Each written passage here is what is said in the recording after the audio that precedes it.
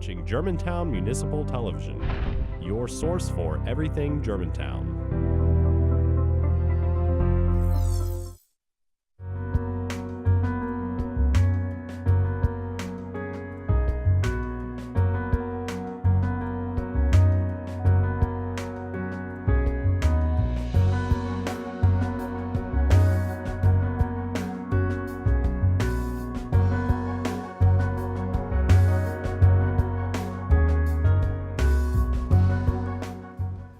Welcome to Focus on Germantown, and thank you for joining us. I'm Mayor Mike Palazzolo, and it's my privilege to be your mayor and host. Each month, the focus is on city government and at how it provides services and works with you, our citizens, to make Germantown a great place to live. We will begin today's show by talking to Joe Nunes from Neighborhood Services. Joe is here to share with us some background on what the Neighborhood Services Department does and give us some fall leaf tips. Then Phil Rogers, director of the Germantown Athletic Club, will be dropping by to chat with us about the latest phase in the Germantown Athletic Club's renovation and show us some of the many projects that GAC has completed thus far. Finally, we will end the show talking about Germantown's community theater with the new executive director, Eric Newsome, and board president, Dr. Bo Adams. Dr. Adams and Eric will speak with us about their roles with the theater and tell us about the upcoming plays making their way to Germantown. But first, I'd like to welcome the city's best trash talker, Joe Nunes. Joe, we love referring to you as the guy who can talk trash in Germantown. It's one of your many duties, but share with our residents and viewers, what are some of the things that you do at Neighborhood Services? Well, Mayor, thank you. We'll do a little bit more than talk trash today. Good. But Neighborhood Services is just one of the many departments that help make our city such a great place to live. And it basically breaks down into three areas. As you know, we have our neighborhoods area, and Sherry Clark is our neighborhood coordinator, working with our 75 or so neighborhood associations. In fact, we've just had the Neighborhood Summit that you participated in, and that was a great opportunity to show folks how to get in the game. And that's one of the things that we're all about, is trying to make sure our neighborhoods are communicated to and have the opportunity to learn more about city government. Also, as you know, code compliance is the second area that we work with. And code compliance works, is all about, I think in Germantown Forward 2030, we talked about the importance of, neighborhoods and property values, because we're basically dependent upon our property tax. And so code compliance is there to look at the aesthetic and safety of our community, but also our property maintenance. And that's one of those key areas. You mentioned something about our Neighborhood Summit, and this show will be taped. We have already had our Neighborhood Summit, but share with us how many years the Neighborhood Services area and also Neighborhood Preservation Commission, one of our 21 or so commissions we have in the city, how long has this been around, and what do we try to do to communicate to the people during the Neighborhood Summit? Well, the Neighborhood Summit has been going on, I want to say now, about 10 years. And this is, again, the opportunity for the city to showcase various events and commissions and things like that, and then also communicate with our neighborhoods, because our neighborhoods are what bring the character to our city. And so we want to do everything to support anything we can do to make sure they're great. Well, definitely the fabric of our city are our neighborhoods, with so many active neighborhood homeowners associations. That really is something that benefits us as a bedroom community, as you mentioned. Well, share with us a little bit about some of the this is leaf season. So what do we need to do to prepare for leaf season in Germantown? Well, it's interesting. Germantown is Tree City USA. We've had that award for many years through our Parks and Rec, but with many trees comes many leaves. And it's probably interesting, people may not know that Each household in Germantown, we collect about 13,600 households, but each household generates about 2.25 tons of solid waste a year. Now, about a ton of that is leaves and tree limbs or yard waste. So we look, as we are entering in this peak season, we look for our residents to make sure they understand that we do have a limit of what can be put out at the curb each week. That's 10 cubic yards. That's about 35 bags. They got to be in clear bags and again, set behind the curb. Don't put it in the street because that ends up clogging up our storm drains. Well, in matter of fact, let's also talk a little bit about, we're not going to talk trash in this segment, but let's talk a little recycling. Tell us a little bit about recycling in our city. It's been kind of a peak and a valley in recycling as far as the industry goes, but our city recycles pretty well, does it not? Our city does a great job of recycling. We have 88% of our households have carts, so we consider them participating in the program. And on an average week, about 2/3 of those residents are putting those carts out at the street with recycling, and we're generating about 420 pounds per household of recycled material a year. That is good. Now, there's always an opportunity to get better, so we're going to be trying to communicate with our residents items that are recyclable and see if we can increase that volume. Talk a little bit about, we have twice a year, we have Amnesty Day. We have that usually in April and in the fall. Let our citizens know a little bit more about that as far as why it's important. Well, Amnesty Day is an opportunity for residents to put things or bring things that we normally would not collect. Anything, lawnmowers or anything that has an engine because of the flammable, but it's also electronics. We bring in and we recycle electronics, so that keeps that item, actually a hazardous item, out of the landfill. We provide shredding to our residents at no charge, and that obviously, especially in the spring, right after tax season, is always well received. And so that, again, we have about 900 cars that come through that every spring and fall. Oh, it's incredible. It's a great service for our citizens. I get a lot of compliments on that. Something that I get complaints on are code compliance issues. Please share with our viewers, what are your top 3 in the city of Germantown compliance issues? Our top 3, Mayor, are, especially this time of year, Germantown has very stringent grass ordinance, 6 inches in height, and so that probably is that is our number 1 as far as landscaping and grass. Number 2 and 3 are about even there.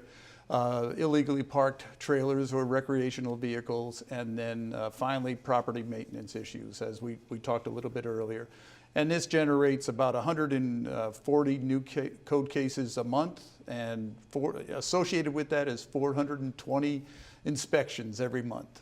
Wow, we have 3 compliance officers that cover the entire city, correct? Yes, sir. Mm-hmm. And they cover it on the weekends as well, correct? We do have coverage 9 months out of the year on Saturdays to monitor the activities that are taking place in the city on the weekend. Well, I want to let our viewers know, I get a lot of those calls and emails, and viewers, you can actually call Joe on that. Joe, thank you for being here today. It was a pleasure to learn more about neighborhood services. Mayor, thank you. Neighborhood Services is just one of the many departments that help make our city such a great place to live. We have to take a quick break, but stay with us.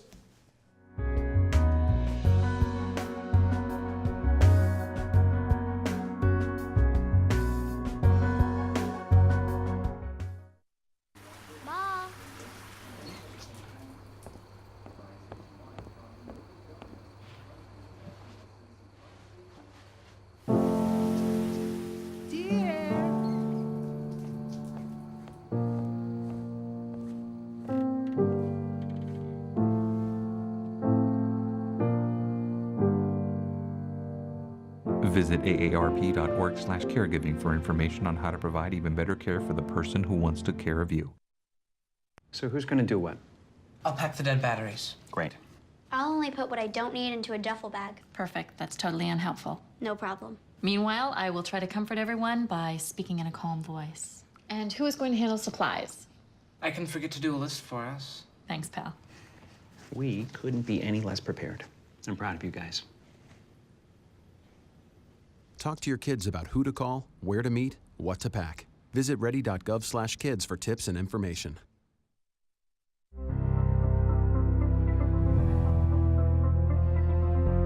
You are watching Germantown Municipal Television, your source for everything Germantown. Welcome back to Focus on Germantown. Here with us now is Phil Rogers, Director of the Germantown Athletic Club. Over recent years, the athletic club has gone through some impressive renovations and is currently in Phase 3 of the multi-million-dollar project. Good to have you today, Phil. Thank you, Mayor, for having me on. The athletic club is doing such a great job of providing wellness for our community. It's very exciting to be a member. It's exciting to see the progress, and I will compliment you as a member. You know, we always, whenever we're in a construction phase, we do know we've got to move around the club, or even when our streets are being repaved, we have to move around a little bit differently. I would like to say you guys have done a good job of doing the work internally to keep the club active and also keep the members active. Thank you. So share with our audience a little bit about, we're in 3 phases, so why don't we go over what was done in Phase 1 and 2, and then go ahead into Phase 3. So about 5 years ago, we started with a conceptual idea about what the club needed to look like in the future and where we were going to go and how to bring us back up. The club's now 27 years old. Wow. So we wanted to make sure we were going to be sustainable for the next 27 years. And we got there by basically looking at what we needed to do to keep ourselves competitive, to kind of get out of the old community center, but still maintain that sense of community that we always have. So we started about 3 years ago with Phase 1, which included a fully licensed childcare. And included a mind-body studio for yoga and Pilates classes, as well as a cycle studio for some of our spin classes, as well as some multi-purpose rooms. And Phase 2, which we just got done the beginning part of this summer, included basically renovations to the basketball courts, a new cardio mezzanine that has now 85 pieces of cardio equipment up top, treadmills, bicycles, elliptical machines, all sorts of different fun stuff for the people that like to exercise. And then below that, we did a designated group fitness space, one of the largest in the Memphis Mid-South area. And then in Phase 3, we're tying all that together. We're going to bring both those phases kind of together. And Phase 3 is really the communal area of the club. It's the lobby area, it's the coffee area or the coffee club area, as well as the men's locker room that's a little bit smaller than it probably should be, but also tie in those big hallways and everything back together to really kind of draw this project a little bit closer to conclusion. One of the things as a mayor and as a leader, we always talk about tax dollars and how we efficiently use tax dollars, how we use them to fund things. Well, this particular project, we did not use any tax dollars. How did you fund the $3+ million of renovations? So we've been very gracious. The athletic club's had some very successful years in the most recent years, and we've been able to take the net operating profits from that, as well as depreciation, and reinvest that back into the facility, and reinvest that back into the membership. So the people that are members, the programming fees, the swim lessons, the summer camps, and just the member fees in general, all go back to be reinvested back into the facility for the membership. Which is great. In essence, we run our athletic club like some of our other areas in the city. It's called an enterprise fund, and meaning that it should operate like a business, have business principles. Also, it should either make money or at least break even. And so you've taken that dynamic and actually made money and then reinvested it in the club. So 27 years in, the club's changed over time. There are a lot of people that have asked me, did we expand the weight room? But the answer to that is, why does it seem like we've expanded the weight room? Well, we took the cardio equipment that was down there. One of the things, it's so much easier to build inside than it is to build outside. Square footage costs, building outside of a building is much more cost prohibitive. So by building that cardio mezzanine in Phase 2, we were able to take the cardio that was down on the weight floor and move that up, as well as adding 30 more pieces of cardio. And we were able to spread that equipment out downstairs, the weight equipment, as well as add a few new pieces in. So it really kind of expanded that space, made it feel a lot bigger, made it feel more spacious. All stuff we've been doing to try to get to a place where we can sustain the 13,000 members that we have. Literally, I was gone for a few months from the club. When I came back after a lot of the renovations, literally it looked like our fitness area, our weight room, was larger, and a very good explanation. Well, please share with us some fun facts about the club. Amount of members, classes that you have, trainers that you have, some of those things that maybe you would talk to a prospective new member.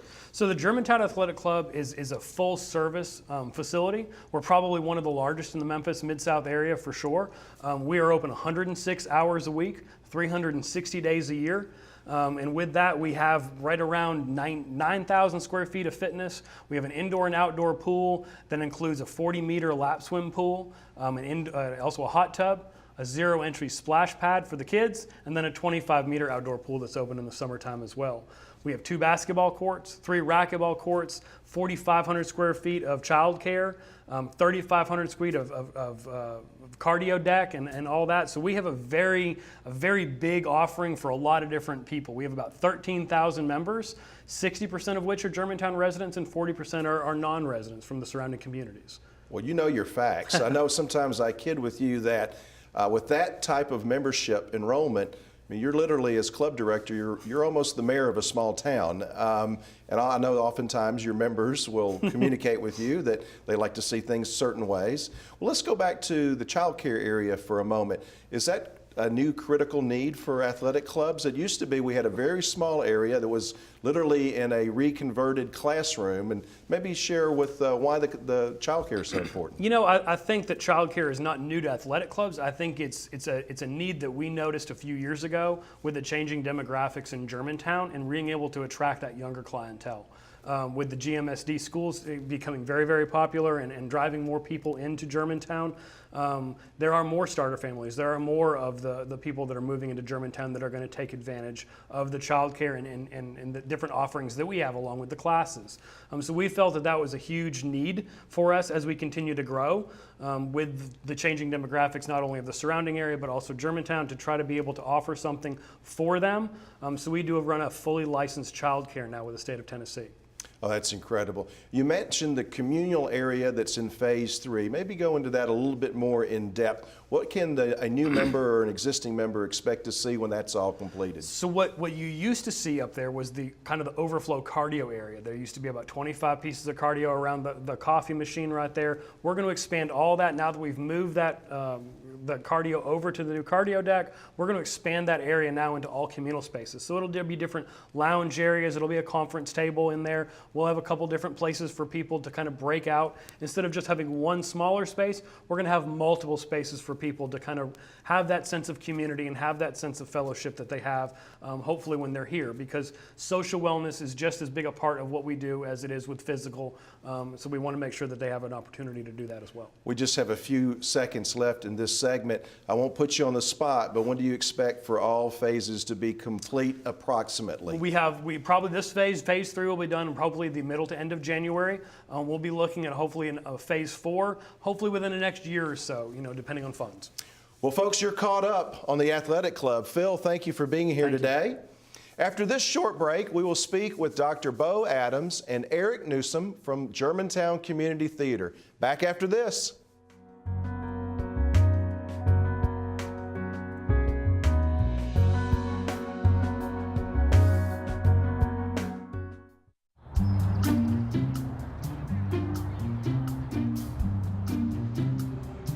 Don't worry, 74 people were picked before me in the NFL draft.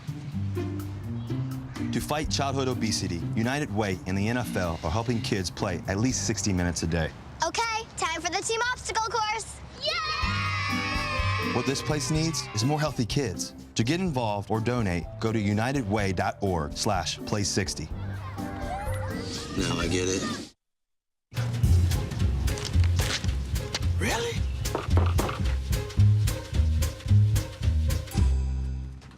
Buzz, what's up, man?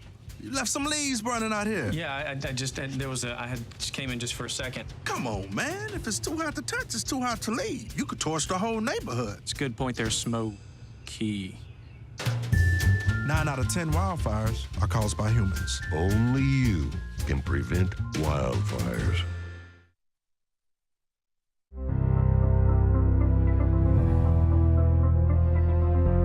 You are watching Germantown Municipal Television, your source for everything Germantown.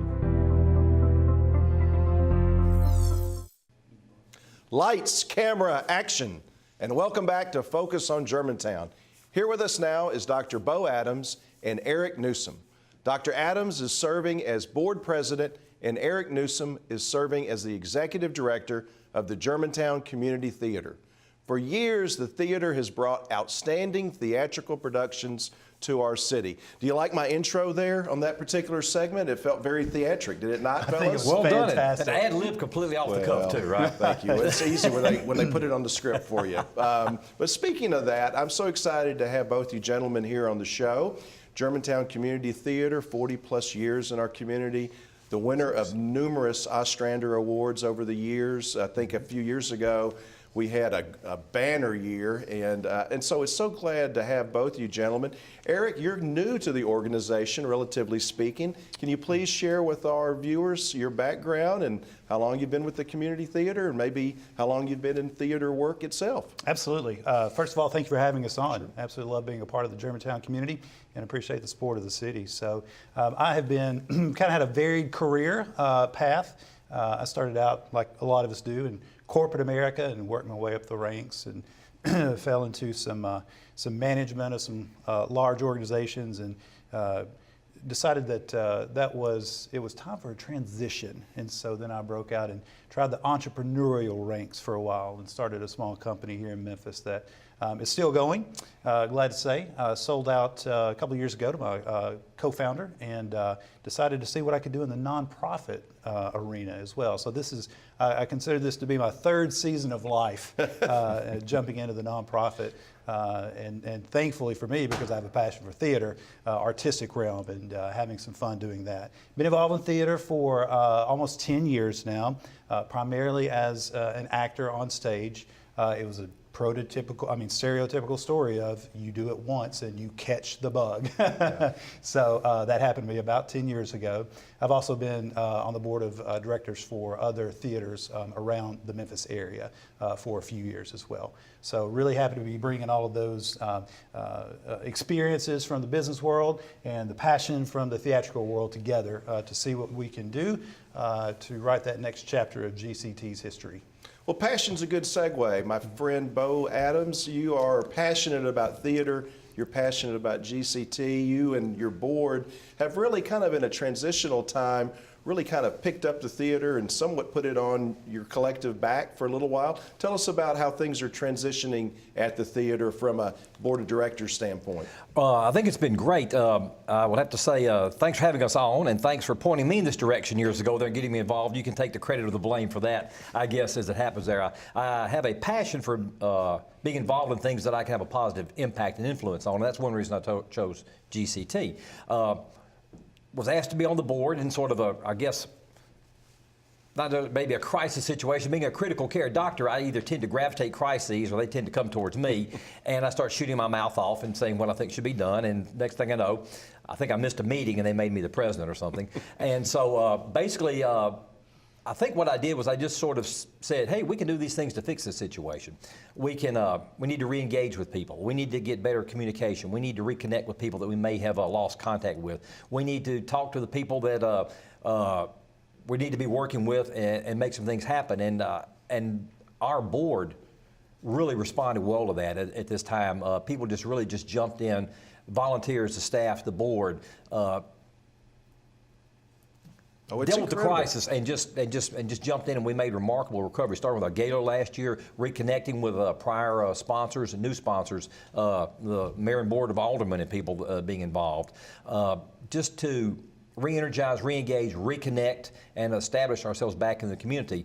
We did very well at getting finances back in order. And matter of fact, to such a position that we could go on an executive director search and come up with Eric, who now is the guy that when people start asking me about the history of the theater or the operations or what their shows are doing, I can no longer say, I don't know. I could say, ask Eric. So it's perfect to work out that way. Well, maybe I'll ask Eric a little bit about, the city's had a very long relationship with the theater explicitly for the last 13 or 14 years as our provider for children's theater. And we think that that's a very valuable necessity in our community. We value that as a community. So we have a contractual relationship with GCT. So share with our residents kind of what they get for that contractual relationship. Well, I was absolutely delighted to be on the stage today with your leaders from Neighborhood Services and from Germantown Athletic Club. And to say that Germantown Community Theater has a seat on that same stage shows the commitment that the city of Germantown has shown to the theater for 46 years now. Not sure how far back the contractual situations go, but those have been in place for a long time as well. So we run a number of different theater education programs. They're year-round. We're not just a theater that focuses on summer camps like some organizations. We have something going on in that education department literally 12 months out of the year. Some of that's planning, but even from a programmatic standpoint, I can think off the top of my head, we've got something going on some stage with some of Germantown's children at least 9 months out of the year. So we keep those kids very active, very engaged, and very plugged into different spaces around the community of Germantown. Well, we think it's so important that children stay engaged and they get confidence, and a lot of that's built in theater. Extracurricular activities are so important for young children as they develop. Well, share with us, we wish we had a longer segment, but share with us this season. Tell us all that we should expect for this 46th season. Well, we opened with a all children's cast of Sound of Music, which was a great success, followed Sold by out every night. sold out show, and we opened our adult season with Lost in Yonkers. We have on stage now Honky Tonk Angels, which has been a phenomenal success. Yes. So get your tickets, Mayor, if you haven't already. Standing room only. We are selling out those shows left and right. It's really been fantastic. We've got another all children's cast coming up next with Irving Berlin Music Review, and so that'll have a nice connection to the holiday season. Then we move into Who's Afraid of Virginia Woolf, followed by a regional premiere of First Date, which we're really excited about. And that's a musical that maybe a lot of people in the non-theatrical community wouldn't know about, but it's a show that has a lot of buzz up north, and so really want to start spreading that message of that's one you're going to want to see. And again, it's a regional premiere. We'll follow that with Shakespeare's Tempest and close the season out with a show that so many people are excited about, Arsenic and Old Lace. Directed by our friend John Roan, and it's just going to be a smashing success. Great to have John Roan back involved. John is an institution in this region in theater. I wish we had more time to talk about Germantown Community Theater, but if our folks that watch this show would like to take part in it, they can get a ticket and be at GCT. Thank you for being a guest today. Thank you for having us. I'd like to thank all of my guests for being on the show today. I'd also like to thank you, the viewers, for taking the time to focus on Germantown. If you'd like more information about this or any of the other shows on Germantown Municipal Television, please visit www.gmtvonline.org. We'll see you when Focus on Germantown returns next month.